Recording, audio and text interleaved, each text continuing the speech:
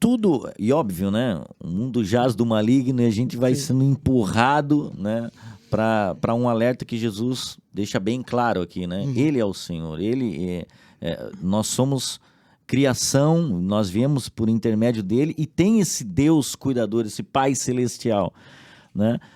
Por que a nossa geração hoje, será que nós muitas vezes nos caberiam nesse versículo homens de pequena fé e porque se preocupam com tantas essas coisas, por isso que ele diz ali, portanto, aí ele vai falar, por que vocês estão se preocupando com o que comer, com o que vestir? Aqueles que não conhecem o Pai que se preocupam com isso. Né? Cara, eu vou dizer, cara... Você acha que tem isso tanto fora, mas também no meio dos crentes? Era essa a pergunta. Muito bom. Cara, uma aplicação importantíssima desse texto, certamente para os nossos dias, é em relação à ansiedade. Tá. E esse texto, ele traz uma aplicação nos nossos dias, sem sombra de dúvidas, a respeito disso. Então, se tem uma doutrina aqui de que o Pai Celestial cuida dos seus, de que o Pai é o Criador, mas ele também é o sustentador, certamente uma aplicação é um tempo onde todo mundo está ansioso. Cara, vamos lá. Se tratando de dados da Organização Mundial da Saúde. Tá. Hoje, qual é o mal do século? Clássica, máxima aí. Qual que é o mal do século? Depressão. Depressão, ela tem, em média, dados da OMS. 300 milhões de pessoas que hoje têm depressão no mundo. Segundo dados da OMS, se eu não me engano, é de 2019. Cara. O último dado. Ou 2020, porque eu acho que eu peguei um dado mais atualizado por conta que eu queria ver em relação à pandemia. Mas olha só, se tem 300 milhões de pessoas, sabe quantos tem com ansiedade? 264 milhões de pessoas. É um número menor, mas crescente, dia após dia.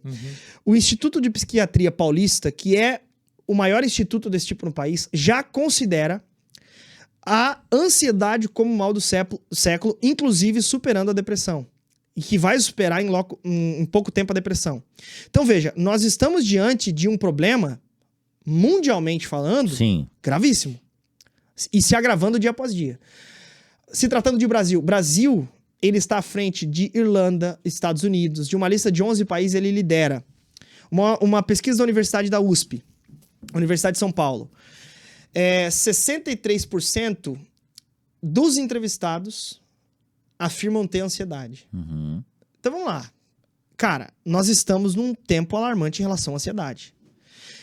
Como pastor de igreja local, nós atendemos várias pessoas com problemas. Estamos falando aqui de patologia, ok? Não estamos falando daquele cara que tem ansiedade por conta, né, de uma coisa que vai fazer, enfim. Tem uma apresentação semana que vem, eu já tô aqui. Isso, mas estamos falando de transtornos de ansiedade, né? Então, cara, é uma crescente, é uma coisa que tem acontecido e vindo forte, aumentando, crescendo. Dia após né? dia. O Instituto de Psiquiatria confirmando, a OMS também, então estamos nesse tempo. Então, certamente, uma aplicação desse texto é as preocupações da vida. Veja, as preocupações, logo uma ansiedade.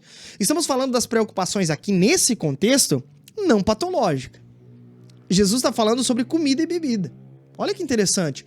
Mas certamente pode tomar o nosso coração. Jesus está aqui combatendo o fato de você, né, cara, trabalhar e aí sempre, né, cara, comprar o pão francês, colocar um casaco porque tá frio, né? Sonhar não em se ter alguma preocupem coisa. com o que vestir. Aí o cara sai, né, num dia de 0 graus, sem casaco. Não é isso que Jesus tá falando. Igual o índio. Agora é a troca de prioridades. E Jesus evidencia isso quando ele fala de homens de pequena fé. É gente que não sabe que o Pai sustenta a sua criação. Cara, então Deus te deu a possibilidade de voar. Deus te deu a possibilidade de trabalhar, de ter saúde e tal. Essa preocupação não deve fazer sentido. Porque se tá preocupando mais do que, cara, a saúde, o trabalho, começa a atrapalhar a vida do indivíduo. Cara, isso de duas uma. Ou é pecado ou é doença. E aí, em última análise, a doença é proveniente também depois de Gênesis capítulo 3 da queda, né? Enfim, não tô dizendo que toda depressão é falta de Deus, toda ansiedade é falta de Deus, mas em última análise, nós podemos perceber uma falta de conhecimento do Pai.